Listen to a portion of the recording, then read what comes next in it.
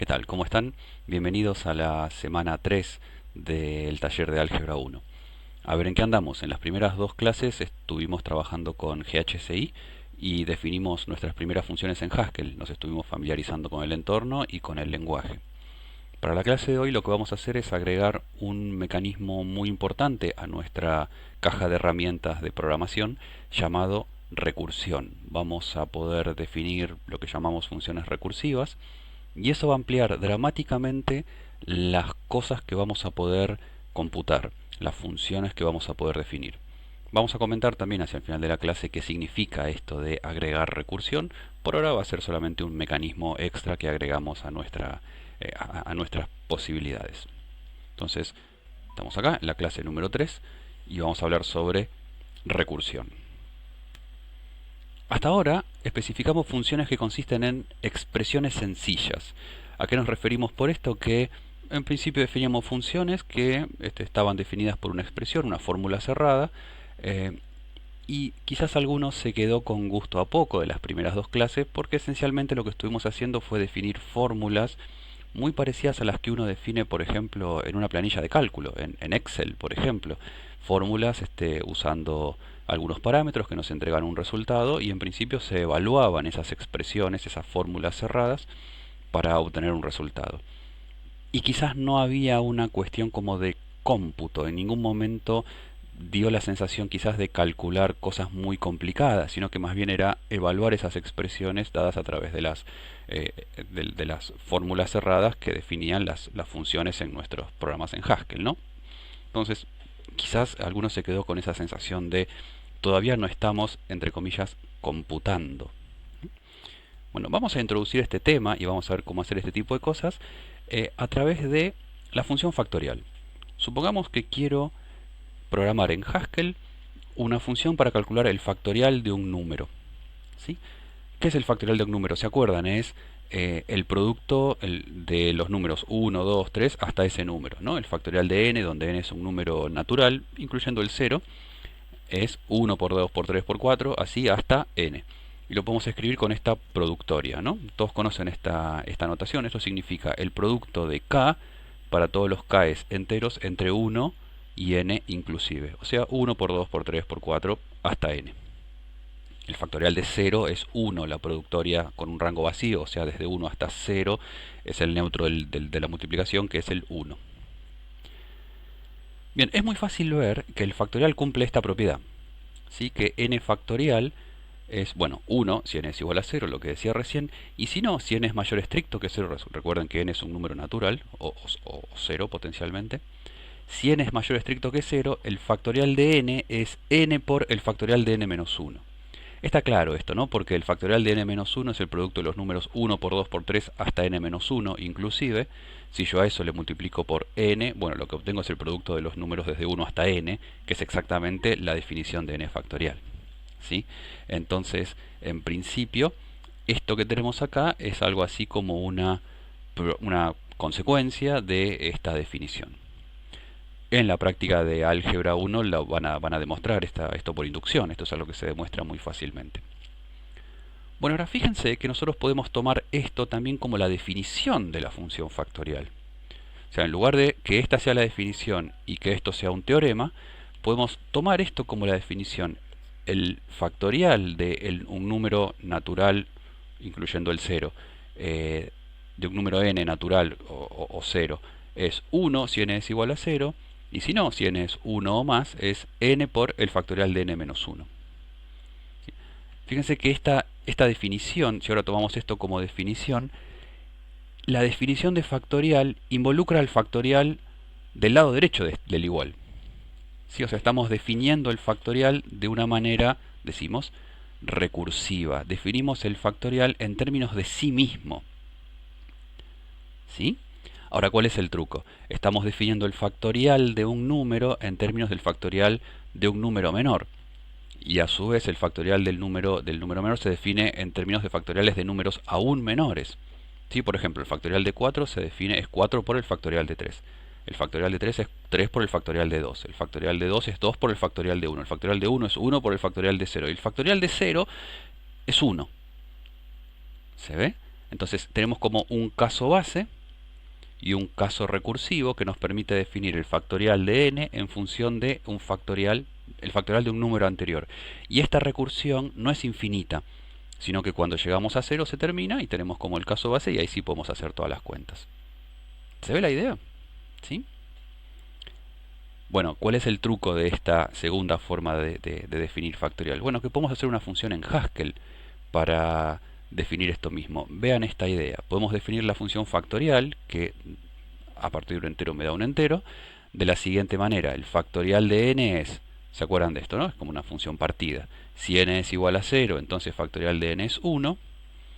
Y si n es mayor o estricto que 0, entonces es n por el factorial de n-1. Este n-1 entre paréntesis, para que se haga n-1 completo, y sobre eso se aplica el factorial. Si no, sería el factorial de n y todo eso menos 1. ¿Se ve? ¿Sí? Esto en Haskell vale. Esto está permitido. ¿Sí? Se puede definir una función de manera recursiva. Y eso significa poner del lado derecho de la definición de la función la misma función. ¿Sí? Y eso se evalúa. Haskell evalúa eso de acuerdo con las instrucciones que le dimos. A ver, hagámoslo. Yo tengo aquí, vamos a editar no sé, pruebas. HS. ¿Sí? Así tenemos para nuestro programita acá y definamos la función factorial que va de los enteros a los enteros.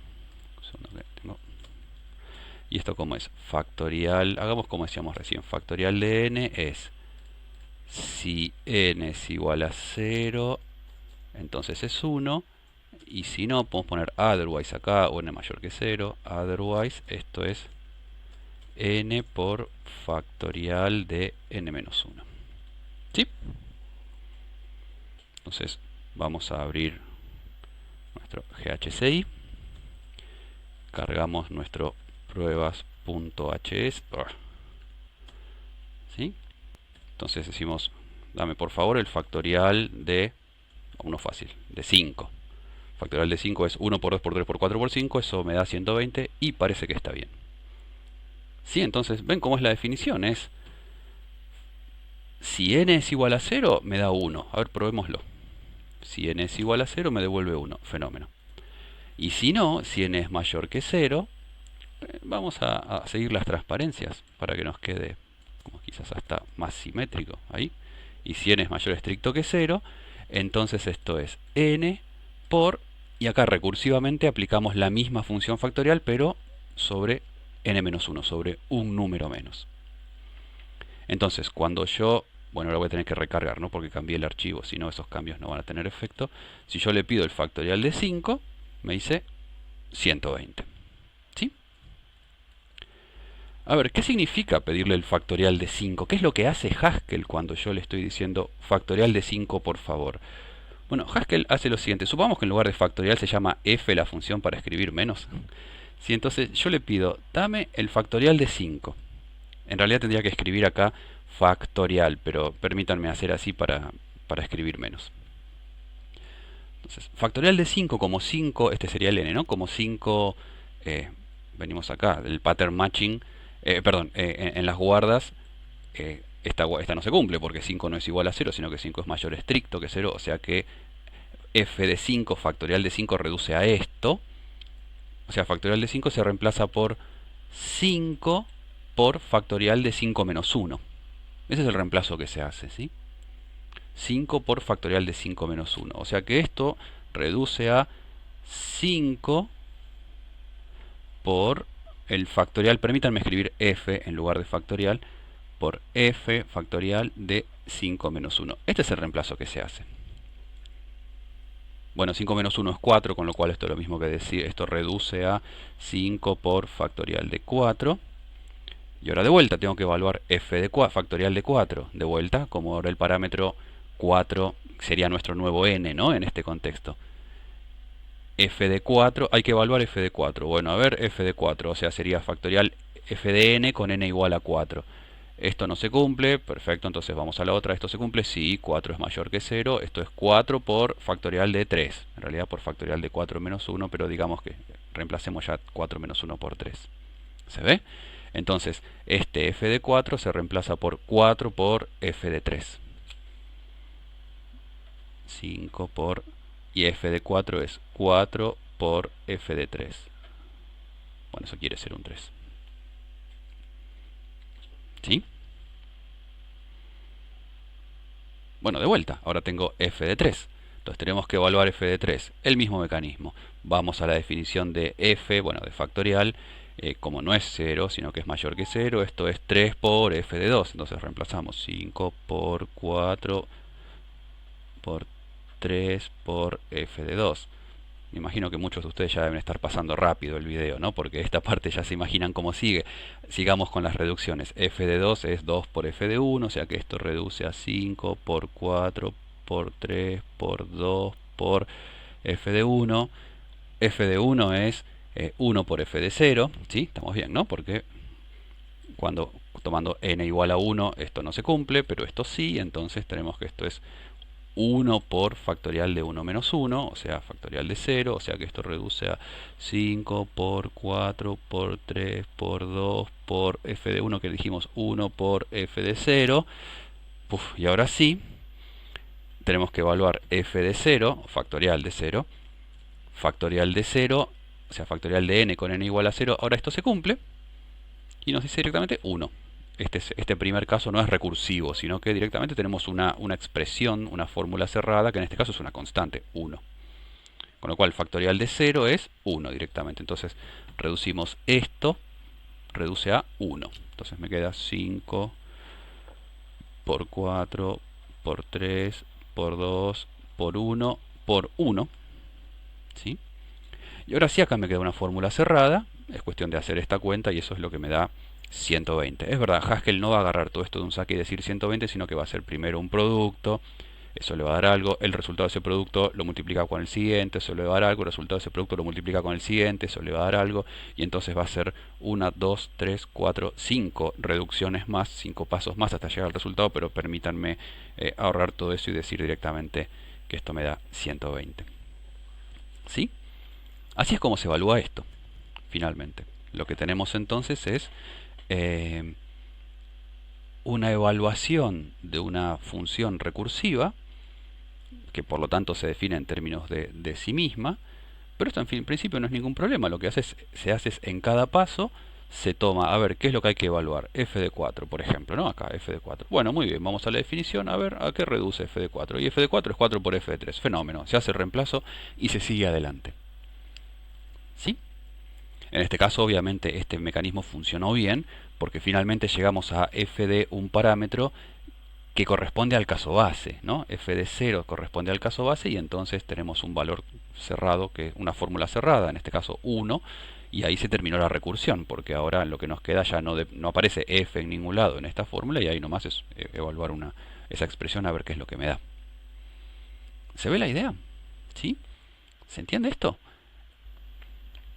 Este es un mecanismo que uno lo mira y dice, bueno, sí, qué bien, te felicito. Qué bien que Haskell haga esto, que yo le pueda poner la misma función y se dé cuenta que tiene que seguir trabajando. Bueno, esto es muy poderoso. ¿Sí? Ahora quizás no lo estamos viendo con este ejemplo tan sencillito, pero vamos a ver que esto es muy poderoso. Es tan poderoso que con este mecanismo solo ya podemos computar cualquier función computable.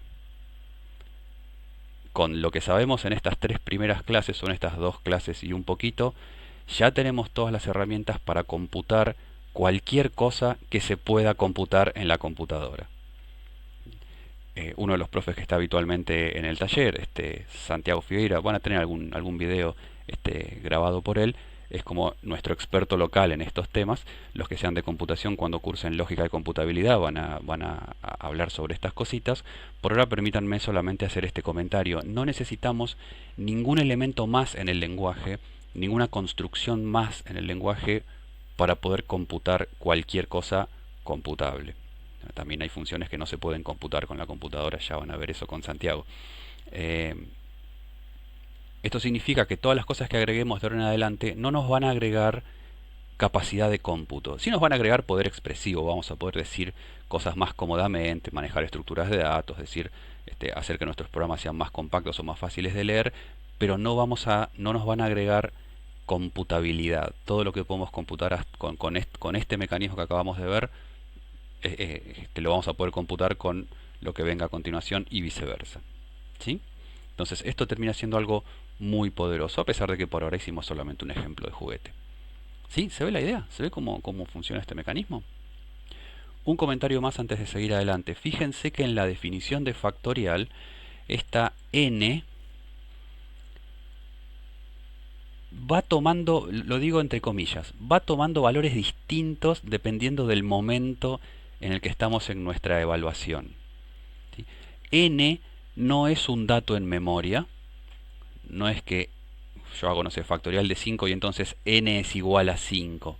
No, factorial, esa n es solamente el nombre que tiene el parámetro de factorial y lo nombramos acá para poder usarlo del lado derecho del igual, digamos, porque si no, no podríamos definir la función factorial. O sea, es cómodo tener un nombre para los parámetros, lo llamamos a veces parámetro formal, para poder dar la expresión o las expresiones a las que la función equivale en este programita.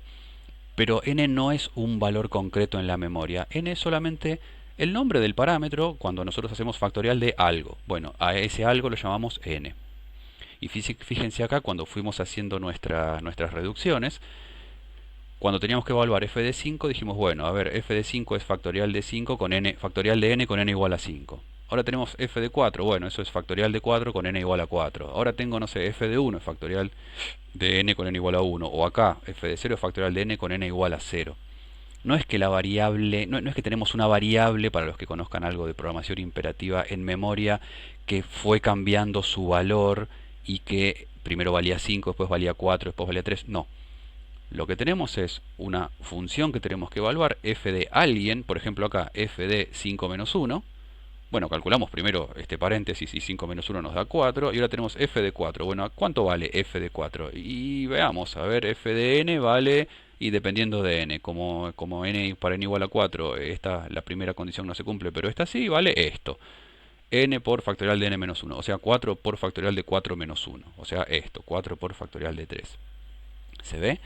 N acá cumple el rol de darle un nombre al parámetro de factorial cada vez que necesitemos evaluar factorial, pero nada más. En ningún momento hay un valor en la memoria. Quizás estos comentarios son más para los que conocen algo de programación imperativa, como para dejar desde el principio clara esta diferencia. Para el resto puede sonar como, bueno, sí, es todo muy razonable esto que me estás diciendo. Solamente para como dejar eso sobre la mesa desde el principio, ¿sí? No tenemos un dato en memoria que va cambiando, sino que lo que estamos haciendo todo el tiempo es evaluando funciones. ¿Y cómo se evalúan funciones en un lenguaje funcional? Bueno, de esta manera. Yo tengo la expresión que necesito evaluar, que fue lo que yo puse en la línea de comandos en el intérprete, ¿no? Factorial de 5. Se va a la definición de factorial, se hace el reemplazo que corresponda. Si me quedan cuentitas, hacemos las cuentitas. Me queda de vuelta una función, se va a la definición de esa función, se hace el reemplazo que corresponda, y así hasta que lo que me queda está expresado de una manera que puedo agarrar y hacer cuentas directamente para obtener el resultado. ¿Se ve? O sea, todo esto es lo que hace el intérprete Haskell internamente cuando le decimos factorial de 5, por favor. ¿Sí? Excelente. Este mecanismo, ¿sí? Como decimos, como habíamos comentado, consistió esencialmente, fíjense que no agregamos ninguna cosa nueva. Yo tengo esta definición de factorial y no hubo ningún elemento terriblemente distinto de Haskell, son todas cosas que sabíamos hacer, excepto por el hecho de que la función que estamos definiendo aparece también del lado derecho, ¿sí? Del igual, de esta ecuación asimétrica, ¿sí?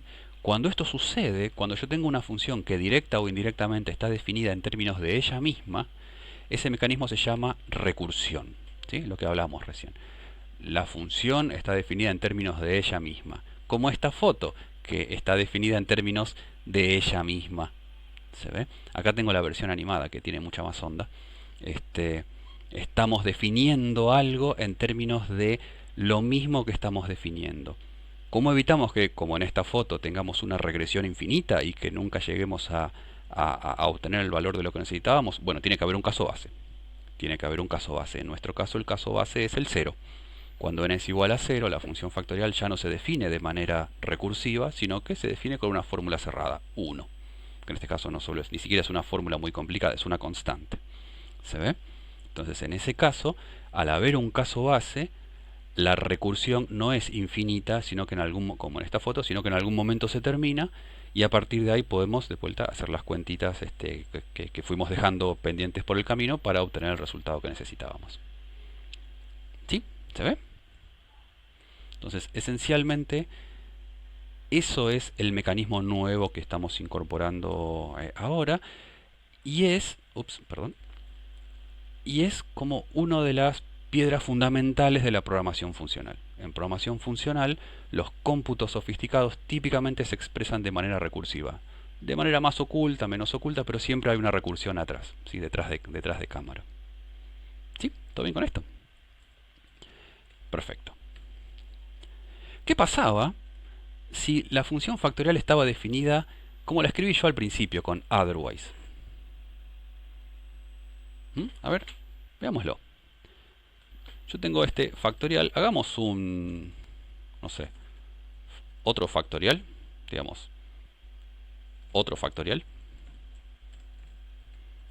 ¿sí? Otra función, definida en lugar de con n mayor que 0, con un otherwise acá. Digamos, algo así, ¿no? Vamos a grabar.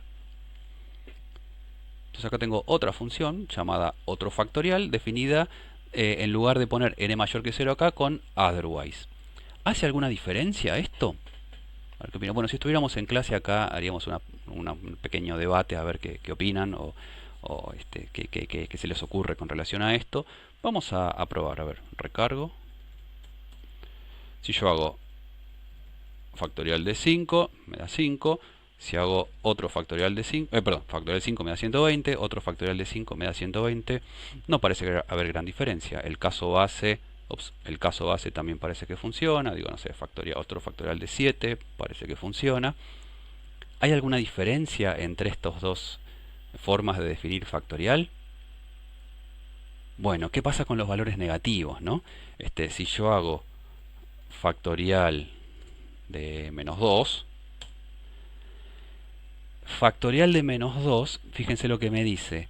Los patrones en la función factorial no son exhaustivos.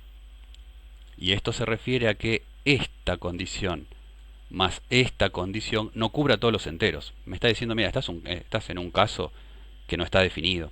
No hay un patrón en estas dos guardas que me diga qué hacer para el caso n menor estricto que 0.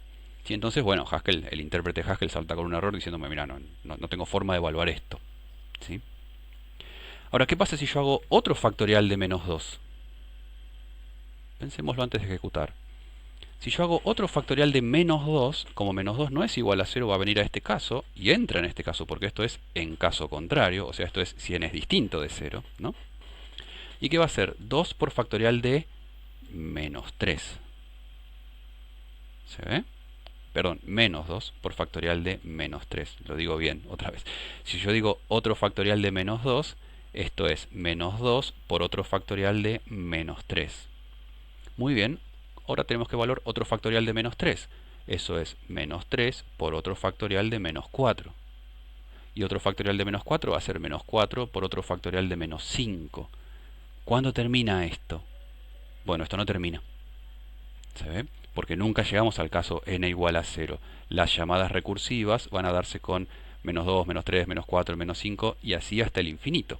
Entonces si yo hago esto, fíjense, se queda ahí trabajando. Obviamente no tiene la capacidad de darse cuenta de que acá hay un problema. No sé si se escucha, pero en este momento el cooler de mi computadora empezó a trabajar fuerte, o sea que está dándole con todo al procesador y evidentemente está usando bastante memoria. En cualquier momento la computadora se me derrite. ¿Por qué? Porque entró en una recursión infinita. Nunca va a llegar al caso base, entonces nunca va a salir. ¿Y qué pasó? Llegó un momento que ya no tenía más lugar para más llamadas recursivas, para más llamadas a funciones en general, y una estructura de memoria del intérprete llamada el stack, que es donde se van apilando las llamadas a funciones, y en este caso son todas llamadas recursivas a otro factorial, explotó, digamos, se quedó sin espacio. Eso es lo que se llama por un stack overflow. Se agotó el stack. ¿Se ve? Lo que me está diciendo es, hubo tantas llamadas a funciones, y en este caso fueron todas llamadas a otro factorial, ¿no? Otro factorial de -2, que llamó a otro factorial de -3, que llamó a otro factorial de -4, y así siguiendo, que se quedó sin espacio en su pila de llamadas, desbordó eso, y entonces no pudo completar el cómputo. ¿Sí? Entonces, esencialmente, este, esta definición tiene ese problema, que no explícitamente no se destruye, no explota o no salta con un error para n's negativos. ¿Se ve? ¿Sí? Perfecto. Una versión más la podemos hacer con pattern matching, ¿no? Acá lo hicimos con guardas, diciendo para n igual a 0 esto, si no esto otro. Bueno, podríamos hacerlo también así, ¿no? Factorial de 0 es 1, y si no, factorial de n es n por factorial de n menos 1. Recuerden cómo funciona esto. Cada definición de estas se va revisando de arriba hacia abajo. Entonces, si yo quiero hacer factorial de n, primero revisa si se puede aplicar esta ecuación. Si yo digo factorial de 0, sí, perfectamente se puede aplicar, pero si yo digo factorial de 4, por ejemplo, no se puede aplicar, entonces no machea, decimos. Entonces viene acá, y acá como n no tiene ninguna restricción, ahí sí machea, factorial de 4 es 4 por factorial de 3 y sigue. ¿Sí? Fíjense que en este caso tenemos el mismo problema que antes en cuanto a los valores negativos, ¿no? Si yo hago algo como esto, bueno, sí, factorial de n, cuando n es negativo, perdón, factorial de un número negativo machea con esta segunda ecuación, con lo cual esto también va a generar la recursión infinita. ¿Sí? Si yo quiero explícitamente prohibir que salte un error o indefinirme inclusive, ¿no? Cuando cuando n es negativo, tengo que hacerlo acá. ¿Sí? O si no, otra opción podría ser así, decir, si n es negativo, entonces esto me da indefinido, ¿no? Y borremos esto. ¿Sí? Entonces yo vamos a cargar y digo factorial de -2 y me dice no, indefinido. ¿Sí? Factorial de 0 es 1, factorial de 7 es, no sé, 5040. Perdón, vamos a... ¿Sí? ¿Se ve? Si yo quiero explícitamente decir eso, si no, con pattern matching no puedo indefinirme para valores negativos. ¿Sí? ¿Todo bien con esto? Perfecto. ¿Qué es lo que hace uno cuando tiene una función como esta, definida, factorial, y la prueba un poquito, ve que funciona? Bueno, lo que hace uno, por lo menos lo que hago, lo que haría yo, el primer impulso que me viene es empezar a estresar a este código, darle n's cada vez más grandes, a ver qué pasa. Quiero ver qué sucede cuando el n es gigante. Bueno, no, quizás sea solamente un problema mío y tenga que pedir ayuda psicológica, si es lo primero que yo pienso cuando tengo un problema, pero si a alguno de ustedes le resulta atractivo esta idea, vamos a probarlo. Entonces, ¿qué pasa si yo le digo factorial de 10? 3 millones, no sé cuánto, pero qué bien. Factorial de 15, un número gigante. Factorial de 20, cada vez más grande. Yo no sé ustedes, pero la excitación se siente en el aire. ¿Qué pasa si le digo factorial de 25? Un número grande. Factorial de 30. Qué curioso. Factorial de 30 me dio un número negativo. ¿Qué está pasando? Bueno, mi actuación es muy mala. Ya se habrán dado cuenta que en realidad esto está preparado. Pero, ¿qué ha sucedido con esto? Me empecé a cebar. Yo quiero ver cómo factorial me da números cada vez más grandes. Ya fue sospechoso este número acá, ¿no? Que me tenía la misma cantidad de dígitos, factorial de 25 que factorial de 20. Quizás alguno de ustedes dijo, tendría que haber dado un número bastante más grande. Es verdad. Ahora, ¿qué pasó con esto? Esto seguro está mal. ¿Y qué pasa si digo, no sé, factorial de 40? También negativo. ¿Y de 50? ¿Y de 60? También. Es como, acá está pasando algo raro. Acá está pasando algo realmente raro. ¿Qué es lo que está pasando? Bueno, lo siguiente. Nosotros acabamos de definir factorial como una función que toma un entero y devuelve un entero. ¿Sí? El intérprete GHCI, cuando nosotros trabajamos con enteros, usa la aritmética entera del procesador, del microprocesador, del hardware que nosotros tenemos. ¿Por qué hace eso? ¿Por qué usa la aritmética entera? Bueno, cada vez que necesita hacer una cuenta con enteros, lo que hace es directamente le pide a la electrónica del microprocesador: multiplicame estos dos enteros, sumame estos dos enteros, dividime estos dos enteros. El microprocesador puede hacer cuentas entre números enteros y las hace muy rápido. De hecho, hace, no sé, miles de millones de sumas por segundo. Un procesador de una computadora más o menos moderna. Entonces, es algo muy eficiente decirle al microprocesador: tengo que multiplicar estos dos enteros, multiplícamelos. ¿Sí? ¿Cuál es la contrapartida que tiene eso? Que el microprocesador, como esa multiplicación se hace, o esa suma, las operaciones entre enteros se hacen con electrónica, hay dispositivos electrónicos que hacen esa cuenta, tenemos un límite al tamaño de los enteros que podemos poner, a la cantidad de dígitos en binario que se pueden guardar en los enteros. ¿Sí? Cuando cursen los que son de computación, organización del computador, van a ver esto con todo detalle, pero por ahora baste con este comentario. Tenemos un límite a la cantidad al tamaño de los enteros que puede manejar nuestro hardware, nuestra electrónica. ¿Y qué es lo que sucede? Si yo le doy enteros cada vez más grandes, si tenemos un límite en dígitos, en nuestro caso son dígitos binarios, pero podemos imaginar dígitos decimales, cuando se excede ese límite, pasa como los cuentakilómetros viejos de los autos. No sé si alguna vez vieron ustedes un cuentakilómetros de estos, ¿sí? Que tenía como numeritos analógicos que iban subiendo, y esto mostraba los kilómetros recorridos. Y típicamente había uno más para, no sé, cientos de metros. Y esto iban como subiendo a los numeritos. Lo que había eran como unas rueditas dentadas. Hay como que imaginárselo esto, ¿no? Pero unas rueditas dentadas que mostraban el número. Cada vez que transcurría un kilómetro, la primera ruedita daba una vuelta, y cuando llegaba al 9 y subía un número, tenía como una muesquita que hacía que la rueda de al lado subiera una unidad. Entonces, cuando la primera rueda daba una vuelta entera, la de las unidades, llegaba al 9 y sumaba 1, o sea que es como que volvía al 0, hacía que ésta sumara 1. Si esta a su vez estaba en 9 y sumaba 1, la ruedita hacía que ésta sumara 1, y así siguiendo. ¿Se ve? Ahora, con un dispositivo como este, que tiene 1, 2, 3, 4, 5 dígitos decimales, podemos representar desde el 0 hasta el 99.999. ¿Qué pasa cuando a eso le sumamos 1? Bueno, no podemos representar el 100.000, sino que vuelve a cero.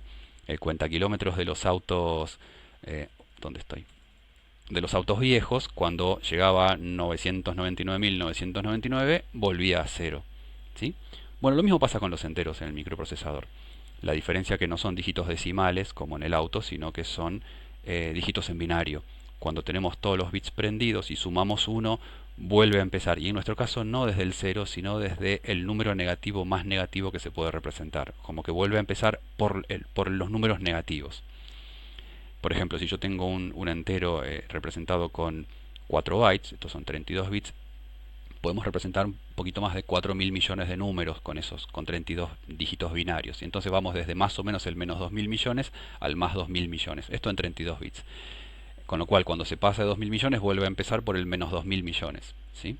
Acá tenemos en Haskell tenemos un poquito más de capacidad, pero esencialmente también tenemos esas limitaciones. Cuando los números son muy grandes, no los podemos representar. ¿Sí? ¿Esto significa que está todo mal y que entonces no podemos usar números grandes en Haskell?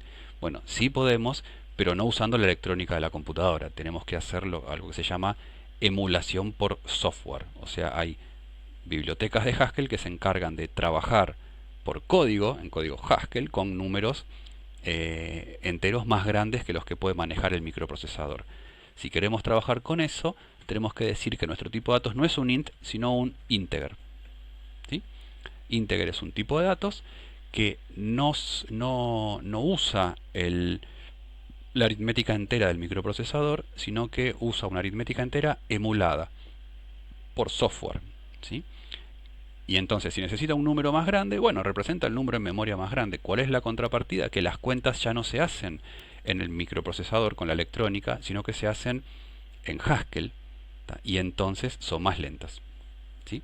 Pero por otra parte podemos manejar números del tamaño que nosotros necesitemos. Fíjense, si yo ahora cargo... vamos a tener las dos factoriales. Vamos a mantener la factorial de recién y hagamos un, no sé, un superfactorial. ¿Sí? Que tome integers. Tipo superfactorial. Algo así. ¿Sí? Tengo factorial como hasta recién y superfactorial que en lugar de ints tiene integers. Vamos a recargar. Entonces si yo le digo factorial de 40 me da negativo, pero si yo le digo superfactorial de 40 me da el número. Y superfactorial de 80 me da el número. Y superfactorial de 100, no, de 100 me da, y de 1000 me da lo que corresponda. Y de 10.000 me da lo que corresponda. Un señor número que es el el factorial de... ¿Dónde termina esto? Ahí va, de 10.000. Que tiene algunos cuantos dígitos. Ahora, ¿cuál es la contrapartida de esto? Como les decía, trabajar con integers es más lento. ¿Sí? Fíjense, vamos a pedirle al intérprete que nos dé los tiempos de evaluación. Entonces yo digo, calculame el factorial de 10.000, obviamente no tiene sentido el resultado, pero las 10.000 multiplicaciones las hace, tardó 0,02 segundos. El resultado no tiene sentido, ¿no? Me dio 0. En algún momento se encontró con un 0 y a partir de la multiplicación dio siempre 0.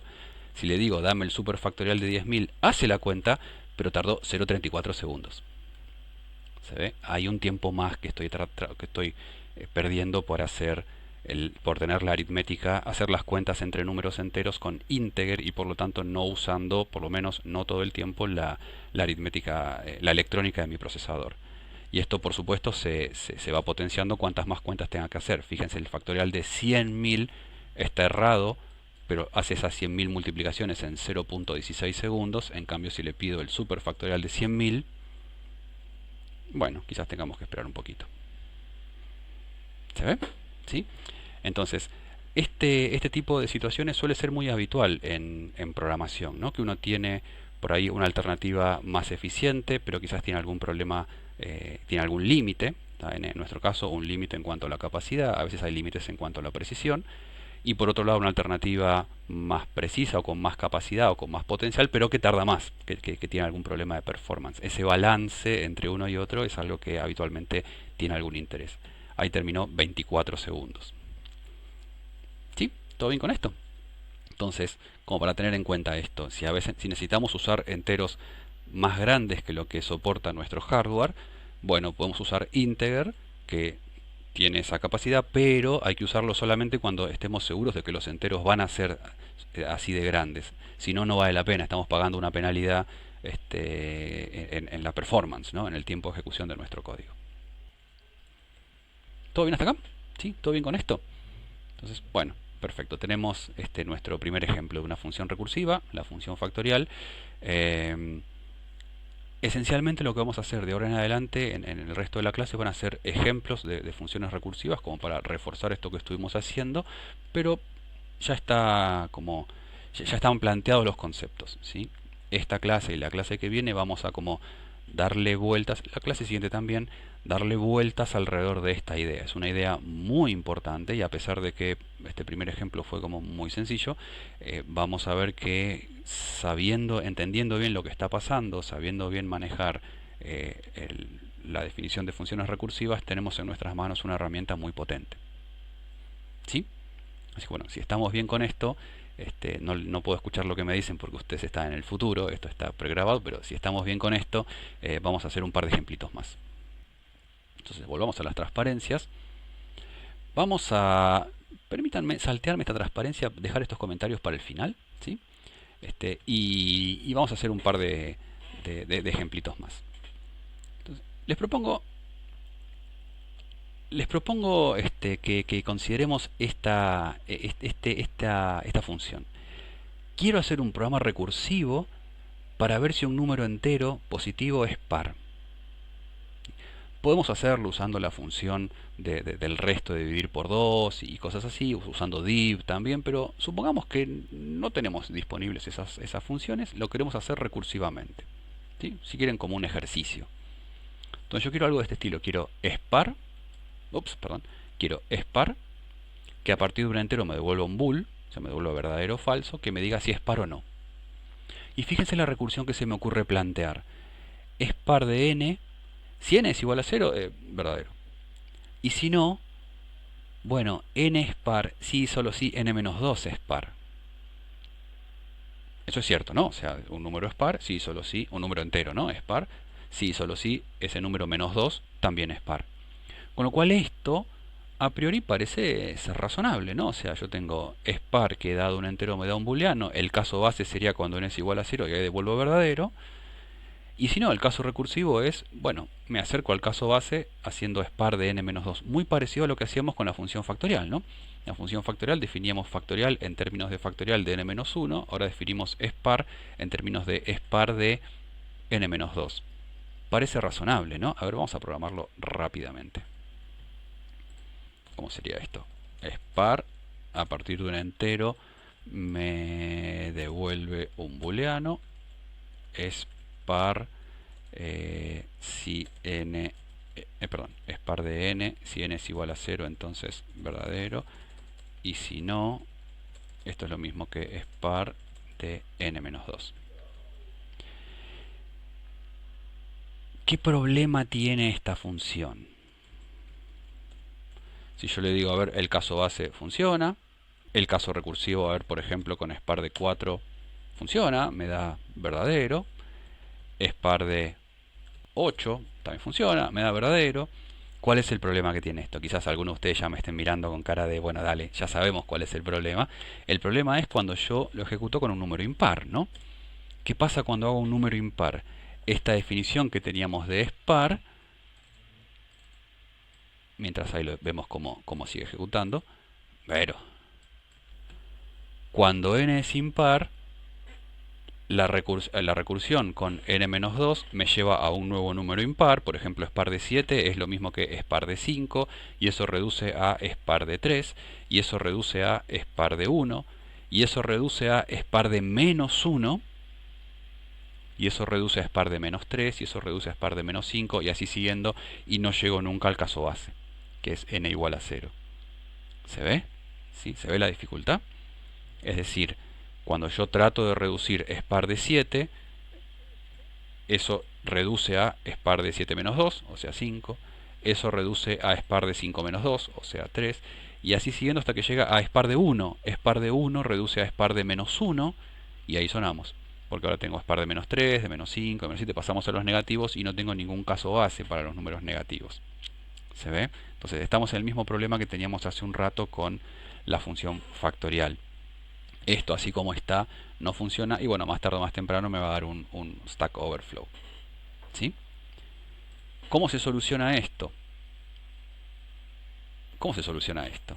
Esto de vuelta sería algo para charlar en clase, ¿no? Si estuviéramos en clase quizás daríamos un tiempito para pensarlo.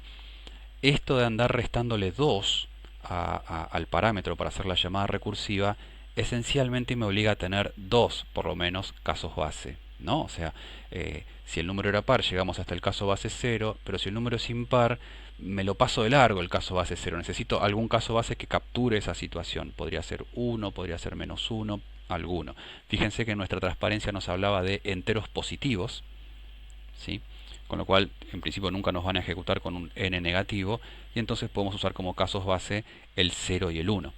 Entonces decir algo así: si n es igual a 0, verdadero; si n es igual a 1, falso. ¿Se ve?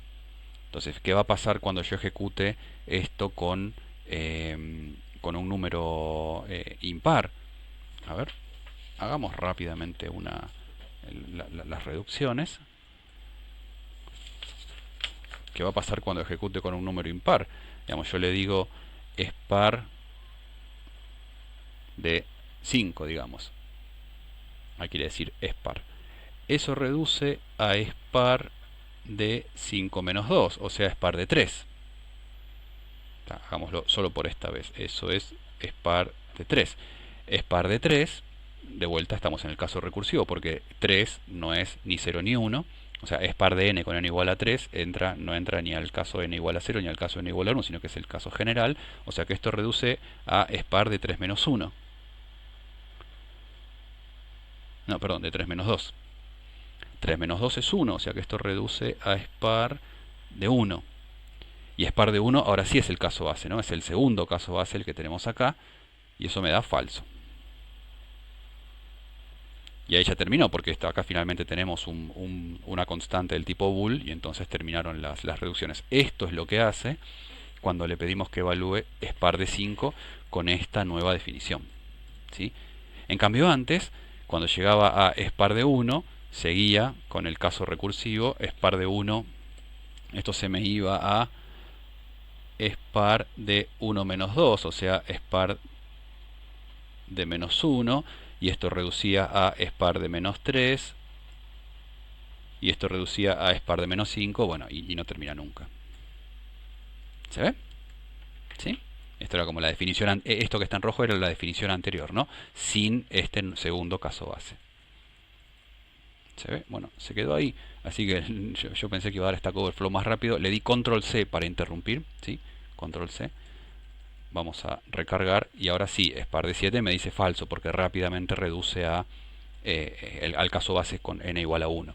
Y es par de, no sé, 8 también funciona. Y es par de, no sé, 14.354 me da verdadero. ¿Sí? ¿Todo bien con esto? Entonces, este pequeño ejemplo de calcular la función SPAR de una manera rara, porque uno no haría esto normalmente, ¿no? Dado que tenemos aritmética sobre números enteros, calculamos el resto de dividir por 2, de dividir n por 2 y listo. Pero digamos, si yo lo quisiera hacer de esta manera recursiva, guarda porque tenemos que asegurarnos, lo que dice acá arriba, de llegar a un caso base. Si no llegamos a un caso base, podemos estar en problemas, ¿sí? Esto es lo que hablábamos recién. ¿Sí? ¿Todo bien con esto? Perfecto. Fíjense que no es la única manera de arreglarlo esto de tener dos casos base. Tenemos dos casos base porque la recursión la hacemos restando de a 2. También podríamos hacerlo restando de a 1 la recursión y decir n es par si solo si n menos 1 no es par. Y ahora sí, como la recursión la hacemos con 1 menos que n y no con 2 menos, no hay riesgo de saltearnos el caso base n igual a 0. ¿Sí? Se ve esta versión alternativa.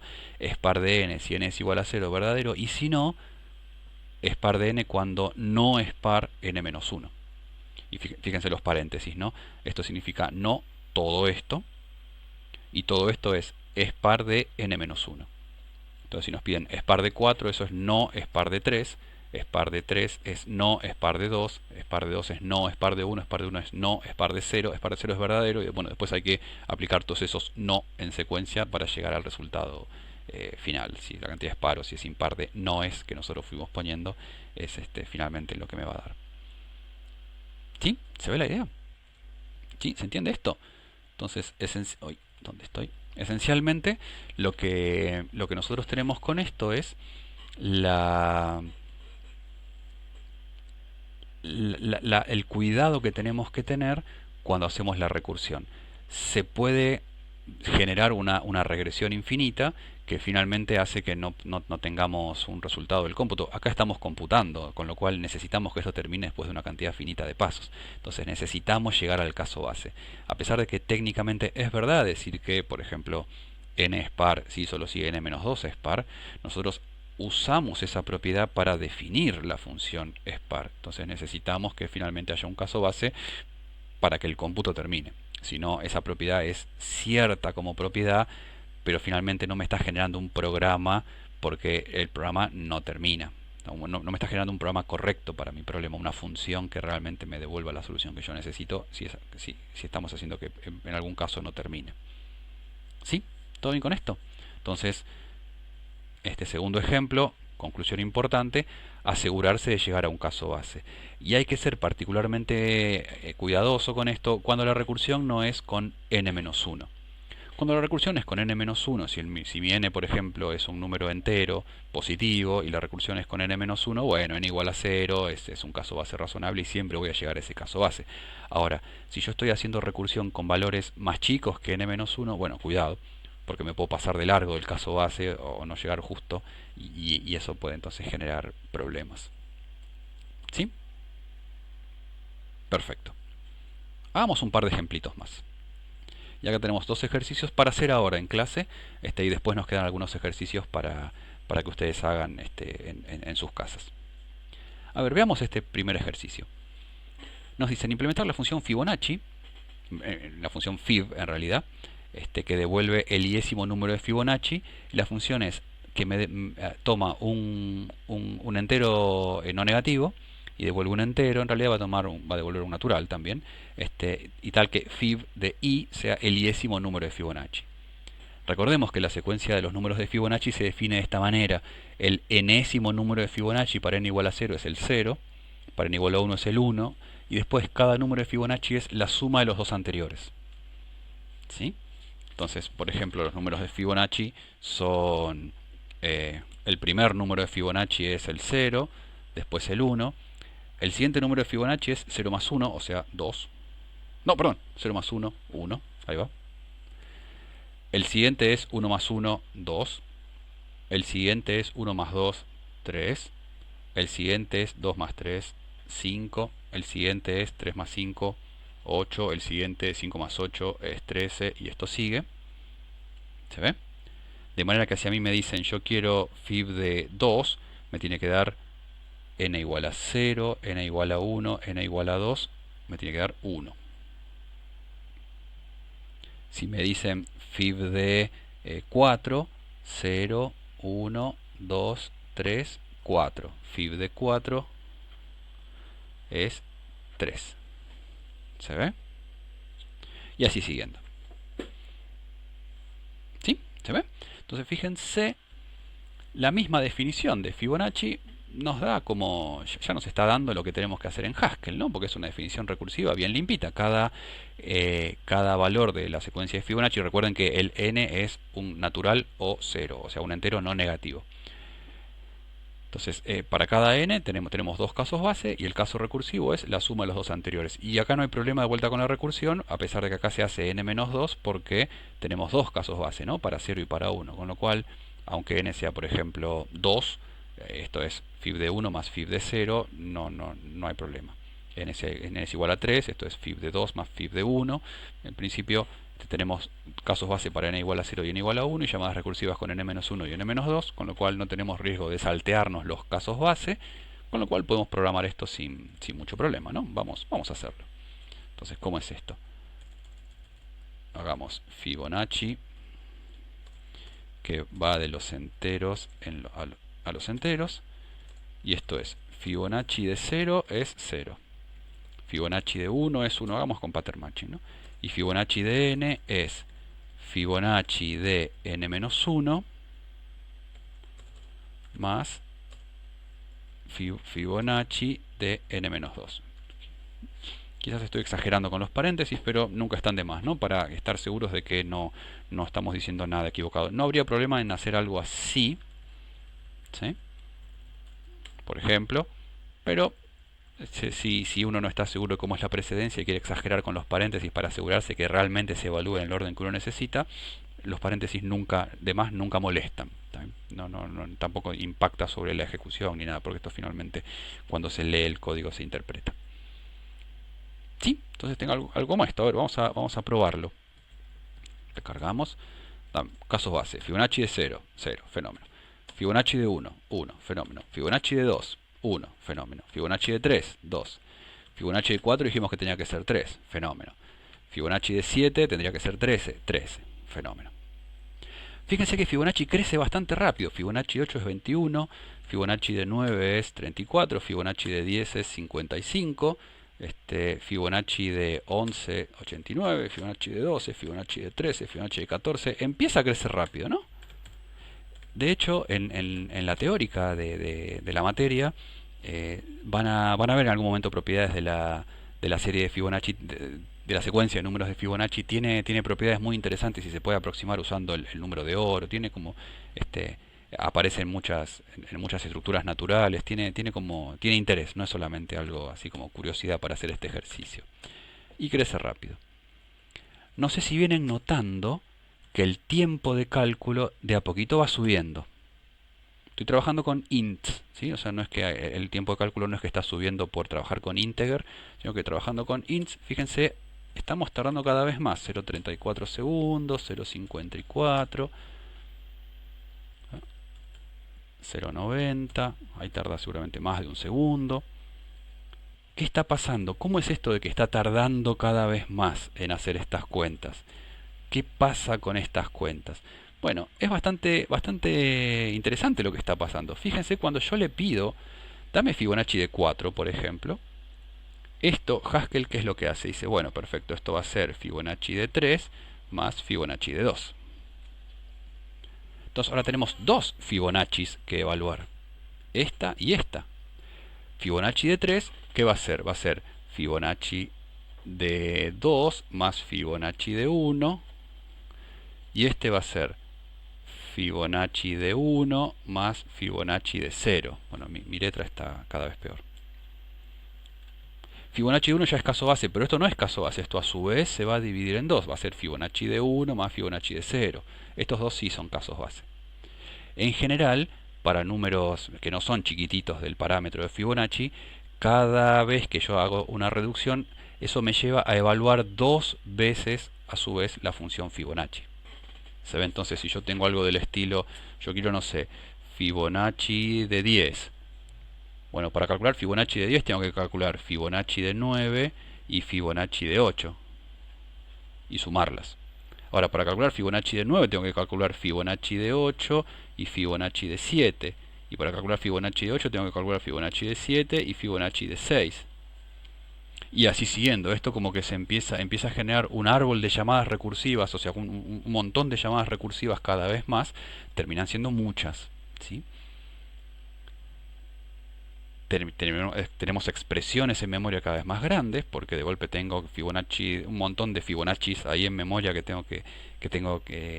o sea, la expresión Fibonacci de 10 como se me expande en una expresión monstruosamente grande. Entonces todo eso hace que el cómputo tarde más tiempo y ocupe cada vez más memoria, ¿sí? Entonces de golpe tenemos que el efecto de que computar no es gratis, ¿sí? O sea, nos encontramos con que el cómputo puede ocupar esencialmente recursos en tiempo y en memoria. Fíjense esta última Fibonacci de 33 tardó 6.2 segundos y ocupó, ¿cuánto es esto? Eso parece un giga, 1.8 gigas, ¿no? O sea, 1800 bytes es 1.8 gigas, ¿sí? O sea, ocupó bastante memoria. Fue un cómputo que requirió usar bastante memoria. ¿Se ve? Entonces, esto en computación es algo que también, en cuanto empezamos a computar cosas un poco más sofisticadas, enseguida empieza a aparecer. El cómputo no es instantáneo. ¿Tá? Todas estas cosas que nosotros le decimos que haga, las tiene que hacer y eso lleva un tiempo. Y eventualmente hacer ese cómputo puede ocupar memoria, porque finalmente estamos generando una expresión enorme hasta que finalmente llegamos a los casos base y hacemos todas las cuentas que puede ocupar un montón de espacio en memoria, ¿sí? Es interesante ver qué va pasando, cómo va creciendo esto, ¿no? El tiempo de cómputo a medida que yo le pido Fibonacci cada vez más grandes. Bueno, me tomé el trabajo de hacerlo fuera de línea para no pasar papelones con planillas de cálculo y eso, y lo tengo acá. Esto es un gráfico que muestra el tiempo que tarda esa implementación de Fibonacci en función del n. Para n quizás está muy chiquito, desde 20 hasta 38. Claramente esto es un crecimiento exponencial, ¿no? O sea, claramente se ve. Y si yo grafico, el tiempo en el eje Y está en segundos. Si yo el eje Y lo pongo en escala logarítmica, fíjense, ahora el eje Y tiene escala logarítmica, ¿no? O sea, estamos eh, desde 20 desde n igual a 20 hasta n igual a 38, el tiempo que tarda, pero en escala logarítmica. Y fíjense que esto casi parece una recta, ¿no? Una recta con pendiente, no sé, un medio más o menos, ¿sí? Eso muestra que el crecimiento tiene toda la pinta de ser exponencial, ¿sí? No es tan inmediato el análisis de cuánto tarda esta función, porque el intérprete de Haskell hace cosas inteligentes al momento de evaluar, digamos, no es una cosa tan tosca como el dibujito que les hice yo recién de un montón de llamadas recursivas que se van generando. No obstante, hay un efecto no menor de el espacio en memoria que van ocupando las fórmulas que se van generando a través de las reducciones. Con lo cual el análisis no es inmediato por la inteligencia que tiene el intérprete Haskell para no hacer la secuencia completa de llamadas recursivas. No obstante, hay un comportamiento exponencial que, bueno, puede llegar a ser prohibitivo, ¿no? O sea, si ese comportamiento se mantiene para n's un poco más grandes, probablemente el tiempo que tarde ya sea monstruosamente grande. Esto es una preocupación permanente en computación, ¿no? O sea, cuánto tardan los algoritmos que nosotros planteamos. Y termina siendo algo no menor si hay un comportamiento que crece como en esta función Fibonacci que acabamos de ver. ¿Sí? Se puede plantear una función Fibonacci con una implementación alternativa, de manera de no estar haciendo las llamadas recursivas todo el tiempo, sino de guardarse en algún lado los resultados de Fibonacci para poder reutilizarlos, como ir generando como una secuencia de números de Fibonacci y usar esos números para hacer las llamadas recursivas en lugar de hacer la recursión como la decimos recién. Pero eso implica manejar una lista de datos. Dejemos eso para dentro de un par de semanas, y cuando veamos eso más adelante lo vamos a poder hacer. Implica como ir generando una secuencia de datos y en algún sentido guardarla para poder usarla. Permítanme diferir cómo se hace eso para dentro de un par de semanas. Haciendo eso, la implementación de Fibonacci es muy rápida, es muy eficiente.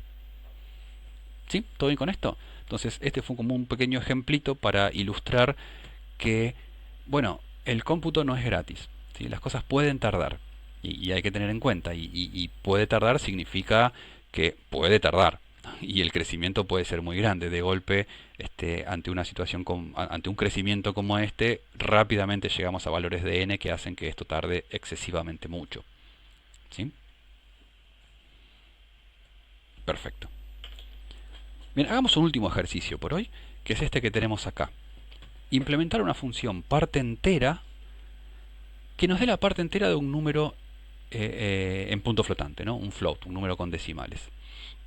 Suponemos también que ese número es positivo, ¿sí? O sea, mayor o igual si quieren que cero. Y queremos calcular su parte entera, que obviamente es un número entero. También podemos hacer esto usando las funciones que están en el preludio para float, pero supongamos que no tenemos nada, que todo lo que sabemos hacer con los números float es sumarlos y compararlos entre sí y no mucho más, y queremos hacer algo recursivo. ¿Cómo podemos hacer una función parte entera sin asumir ninguna cuenta, salvo, no sé, sumar, restar y comparar números float entre sí? ¿Cómo se podría hacer esto? A ver, tratemos de imaginar. De vuelta, esto es como un ejemplo más didáctico que práctico, ¿no? O sea, en la práctica uno nunca hace una función es par como la que hicimos hace un rato, y uno nunca haría una función parte entera como la que vamos a hacer ahora. Esto es solamente para ilustrar la idea de recursión con ejemplos medio de juguete, pero con una componente didáctica, y después uno obviamente en la vida real usa la herramienta que mejor se adapta al caso que tiene que resolver, ¿no? O sea, por supuesto, no es que uno tenga que andar reinventando la rueda cada vez que programa. Esto es solamente con objetivos didácticos. ¿Sí? Así que pensemos cómo podemos hacer esta función parte entera para calcular lo que necesitamos.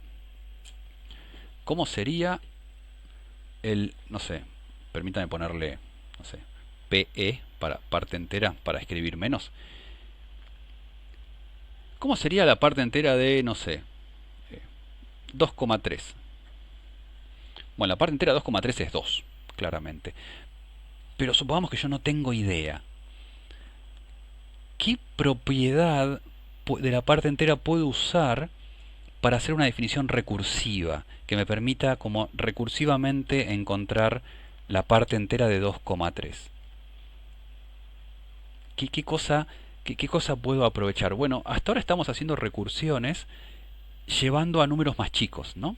Vamos, por otra parte, como me están diciendo te va a llegar un número real positivo, ese número real positivo suena como natural tomar el cero como caso base o algo así, ¿no? Entonces ir achicándolo a ese número real hasta llegar al cero, y que el cero o alrededor del cero sea nuestro caso base. Entonces me dicen, yo quiero hacer la parte entera de x en general. ¿Qué propiedad de la parte entera puedo usar para acercarme hacia el cero, sabiendo que x es un número positivo? Bueno, la parte entera de x la denotamos así, ¿sí? ¿Cómo se relaciona con, no sé, acá pongo un igual, con la parte entera de x menos 1? Obviamente esto no es cierto, ¿no? Pero, ¿qué tengo que agregar acá para que esto sea cierto? A ver, la parte entera de 2,3, que es 2. ¿Qué tiene que ver con la parte entera de 1,3, que es 2,3 menos 1?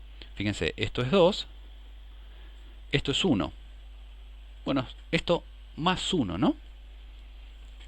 Si yo al 2,3 le resto 1, me queda 1,3, y a este le saco su parte entera,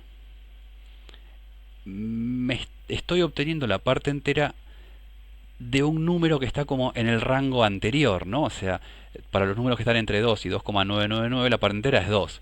Bueno, pero al restarle 1 a este número, lo llevé a un número que está entre 1 y 1,99999. La parte entera de eso va a ser 1. Bueno, le tengo que sumar 1 porque como que me movía al rango anterior.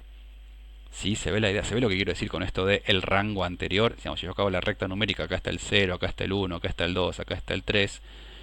Mi 2,3, la parte entera de todos estos números que van desde acá hasta acá, no inclusive, su parte entera es 2. Si acá yo tengo, no sé, el 2,3, al restarle 1, lo estoy trayendo acá a 1,3, su parte entera es 1 menos que la parte entera del número que yo tenía originalmente. ¿Se ve? Entonces, la parte entera de x es la parte entera de x menos 1 más 1. ¿Se ve? La parte entera de 2,3 es la parte entera de 1,3, que es 1, más 1, 2. Fíjense que esto también funciona para números enteros, ¿no? Por ejemplo, la parte entera de 7, que es 7, es la parte entera de 6, que es 6, más 1. ¿Se ve? Con lo cual, esto como que vale en general y este signo de interrogación lo podemos sacar. ¿Se ve? De vuelta, esto es solamente como un ejercicio para ejercitar recursión, ¿sí? No es que lo vamos a hacer así en la vida real, porque esto, lo que hablábamos recién, va a tardar mucho en hacer todas las recursiones hasta llegar al cero. Lo podemos hacer de una manera un poco más eficiente usando la aritmética de int, que se calcula finalmente con métodos, con la electrónica del microprocesador. Es solamente un ejemplo como para entrenarnos haciendo recursión. ¿Se ve? Pero fíjense cuál es el truco, encontramos una propiedad de lo que yo quiero calcular, que es la parte entera de x, en función de la parte entera de un número más chico, ¿sí? De manera que nos permita acercarnos al caso base. ¿Se ve? Entonces yo puedo decir la parte entera de x es la parte entera de x menos 1 más 1. Ese va a ser como mi caso recursivo. ¿Se ve? ¿Sí? Que es lo mismo que dice acá, pero escrito en Haskell. ¿Y cuál es el caso base? ¿0?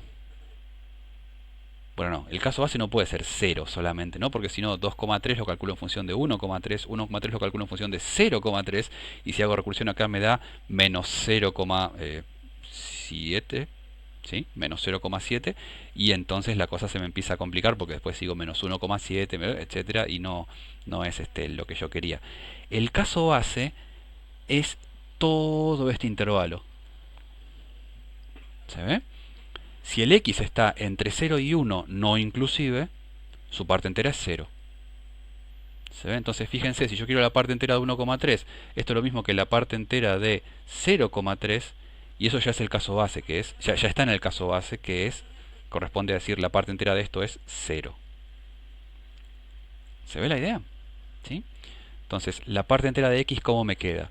Si está entre 0 y 1, no inclusive, o sea, si es menor estricto que 1, es 0 la parte entera. Y si no, es esto. ¿Sí? ¿Se ve? Vamos a escribirlo. ¿Cómo sería?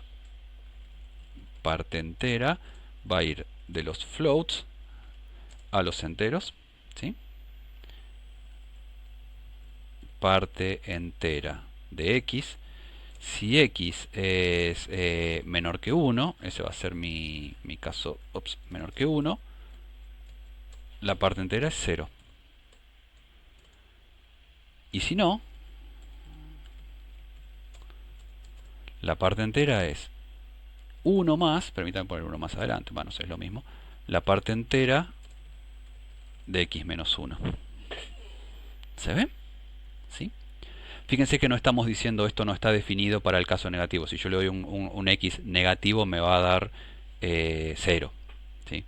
Podría agregar un caso, si x es menor estricto que 0 no está definido, por ejemplo, como para que explícitamente se me indefine ese caso y que no confundir a un usuario de esta función con partes enteras que no corresponden. Si x es menor que 0, no está definido.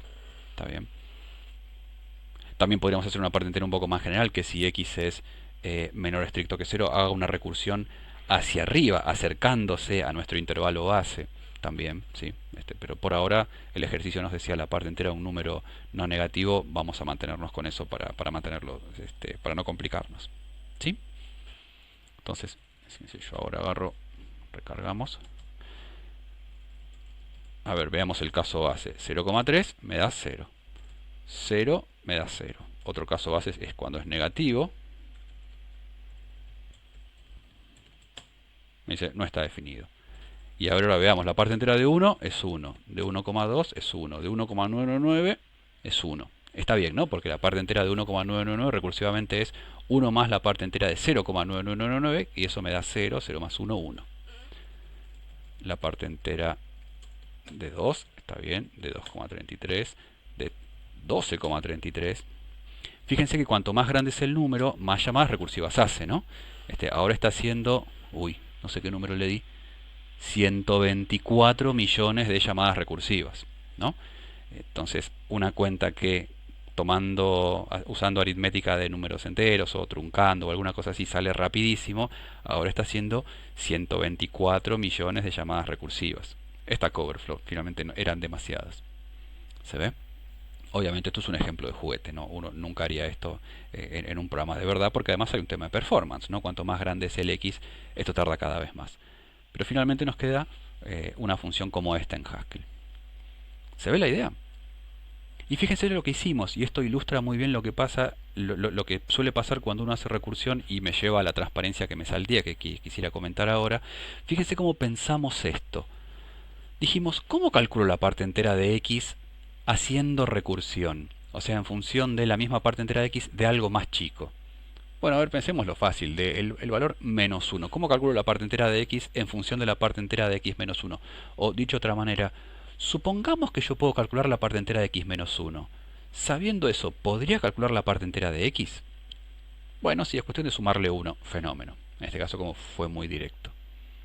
¿Se ve? Ahora fíjense, esto que tenemos acá es una propiedad de la parte entera, no es la definición de la parte entera. La definición de la parte entera la podemos definir, no sé, de alguna manera, usando aritmética fraccionaria o lo que sea.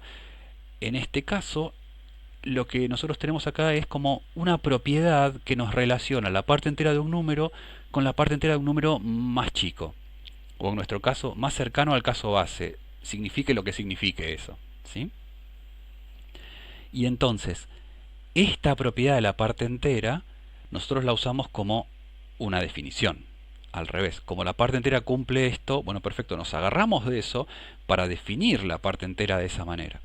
Entonces, cuando me das un X, que es más grande que 1, la parte entera la voy a calcular de esta forma, asegurándome de ir acercándome cada vez más a un caso base y cuando llego al caso base responder el valor que corresponde para ese caso base de manera que la recursión pueda hacer su trabajo. ¿Se ve? Pero la forma de pensar, y esto es importante, la forma de pensar es ¿qué propiedad tiene esto que queremos calcular que me relacione lo que yo quiero para un número con lo que yo quiero pero para un número más chico? ¿Sí? O sea, ¿cómo puedo relacionar el factorial de n con el factorial de, por ejemplo, n-1? ¿Cómo puedo relacionar Fibonacci de n con los Fibonacci de los n's más chiquitos, entre comillas? ¿Cómo puedo relacionar la parte entera de x con la parte entera de un x más chico, por ejemplo, x menos 1? ¿Se ve? Y una vez que uno tiene esa propiedad, uno puede plantear la como ecuación recursiva, ¿sí? La parte entera de x es igual a la parte entera de un número más chico haciendo tal y tal cuenta. En este caso es esta cuenta que está acá. Y una vez que tenemos esta ecuación de recurrencia, la usamos para definir nuestra función recursiva. La usamos ya no como un teorema, sino como la definición de nuestra función recursiva. ¿Se ve? ¿Sí? ¿Se ve? Y fíjense que hacemos como una especie de cuando lo pensamos, no pensamos de, bueno, y entonces esto va a calcular la parte entera de 4, después la parte entera de 3, después la parte entera de 2, después la parte entera de 1. Esa forma que les hice al principio de, bueno, cómo se calcula el factorial de 5, bueno, usando el factorial de 4, el factorial de 3, es como puramente didáctica. Uno cuando piensa una función recursiva después de un poquito de práctica, uno directamente piensa la relación de recurrencia y no tanto qué cálculos concretos se van a ir haciendo adentro del intérprete de Haskell. Es como más fácil pensar si uno directamente plantea la recurrencia de un saque. Está algo como esto. Es decir, ¿qué relación de recurrencia hay? Puedo descubrir para la función que yo quiero calcular. Perfecto. Entonces, ahora, ¿cómo calculo el factorial, la parte entera de x? Suponiendo que tengo la parte entera de x menos 1, hago alguna cuenta y ya está. Es lo que estoy haciendo acá. Suponiendo que tengo la parte entera de x menos 1, a eso le sumo 1 y ya está. Ahora ese suponiendo que tengo la parte entera de x menos 1, ¿cómo se resuelve? Bueno, recursivamente. O sea, el intérprete Haskell va a decir, ¿querías la parte entera de 7,5? Perfecto. Para eso estás suponiendo que tenés la parte entera de 6,5. Muy bien, ¿cómo se calcula la parte entera de 6,5? Ah, bueno, suponiendo que tengo la parte entera de 5,5, se calcula de esta manera. Muy bien, ahora necesitas la parte entera de 5,5. Y sigue así recursivamente hasta llegar al caso base. ¿Se ve la idea? ¿Sí? ¿Se entiende? Excelente. Esto nos lleva a, retrocedo, la, la transparencia que me había salteado hace un ratito. ¿Cómo se piensa recursivamente? Bueno, lo que hacemos es, suponemos que tenemos el resultado para el caso anterior, donde el caso anterior puede significar cosas distintas dependiendo de la situación, ¿no? En nuestro caso fue para n-1, para n-2, para x-1, lo que nos ayude, ¿no? ¿Qué me falta para obtener el resultado que quiero? O sea, ¿cómo calculo factorial de 5? Bueno, suponiendo que tengo factorial de 4, ¿qué le tengo que hacer? ¿Cómo calculo la parte entera de 7,1? Bueno, suponiendo que tengo la parte entera de 6,1, ¿qué le tengo que hacer? ¿Sí? Entonces, no estoy pensando cómo voy a calcular el factorial de 4 o cómo voy a calcular la parte entera de 6,1. Es, suponiendo que tengo ese valor, ¿qué le hago a ese valor para llegar al factorial de 5, a la parte entera de 7,1? O sea, ¿cuál es la ecuación de recurrencia? ¿Cuál es la relación entre la función y la misma función para un parámetro más chico? Entonces, suponiendo que tengo el resultado para un caso anterior, ¿qué hago? ¿Está? En el caso de factorial era, suponiendo que tengo el factorial de n-1, lo multiplico por n. Suponiendo que tengo la parte entera de x-1, le sumo 1. Suponiendo que tengo los Fibonacci de los dos números anteriores, los sumo entre sí, lo que corresponda. La ecuación de recurrencia sola obviamente no alcanza, necesito el caso base. Entonces tengo que identificar el o los casos base. Un caso base para factorial, dos casos base para Fibonacci, un caso base que no es un solo número, sino un rango de números para parte entera, lo que corresponda. Entonces la ecuación de recurrencia lo que va haciendo es, me dice cómo hago para calcular la función que yo necesito en función de la misma función para valores más chicos, y el caso base lo que me dice es, bueno, cuánto vale la función para los valores iniciales de esa recursión. ¿Se ve? Entonces lo que tenemos que asegurarnos es de que esas recursiones que vamos haciendo finalmente caen, en todos los casos, más tarde o más temprano caen en el caso base. Si no, tenemos una recursión infinita y bueno, tenemos los problemas que teníamos hace un rato. ¿Sí? ¿Se ve? Entonces toda definición recursiva tiene por lo menos una ecuación que involucra a la misma función del lado derecho, directa o indirectamente, pero fundamental, acercándose a un caso base. ¿Qué significa ese acercándose? Bueno, lo que corresponda.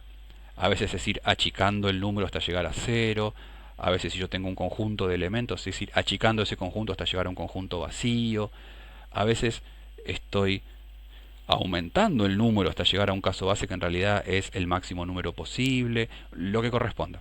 Dependiendo de la función que estoy calculando y del cómputo que estoy planteando, acercarse al caso base puede significar cosas distintas, pero lo importante es que siempre nos estemos acercando a un caso base, porque si no, la recursión podría no terminar.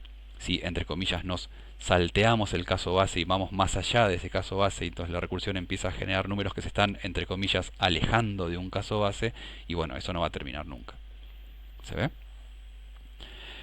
Y claramente tiene que haber casos base. O sea, solo con la función, con la llamada con la parte recursiva, o sea, esto solo así no me alcanza, ¿no? O sea, si yo defino esto, esto no va a terminar nunca porque no hay caso base. Como teorema esto es cierto, ¿sí? Es verdad que la parte entera de x es eso, pero no me sirve como función recursiva porque esto es una recursión infinita. Nunca va a haber caso base. Entonces tiene que haber un caso base, uno o más casos base, dependiendo de cómo planteo la recursión, para que la recursión en algún momento termine. Si nos importa que esto finalmente sea un cómputo que empieza y termina en algún momento. ¿Qué es un caso base? Bueno, una expresión que no tiene paso recursivo, que no involucra la misma función ni directa ni indirectamente del lado derecho. ¿Sí? ¿Todo bien con esto? ¿Sí? ¿Se ve? Entonces, ¿qué estuvimos haciendo hoy? Esencialmente lo que estuvimos haciendo fue no vimos un mecanismo, no introdujimos nada nuevo a priori en Haskell. Esencialmente la sintaxis de lo que estuvimos usando fue la misma de siempre, ¿sí? O sea, no apareció nada, ninguna construcción del lenguaje adicional.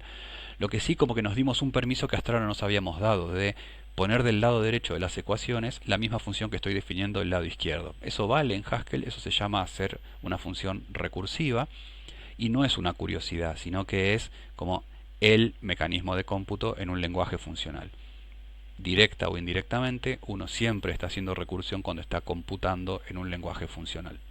¿Sí? Y esto, que hoy empezó con ejemplos medio de juguete y cosas tranquilas, va a ser como la piedra angular sobre la cual vamos a construir todos nuestros cómputos en Haskell y en cualquier lenguaje funcional. ¿Sí? Entonces esto tiene como su importancia.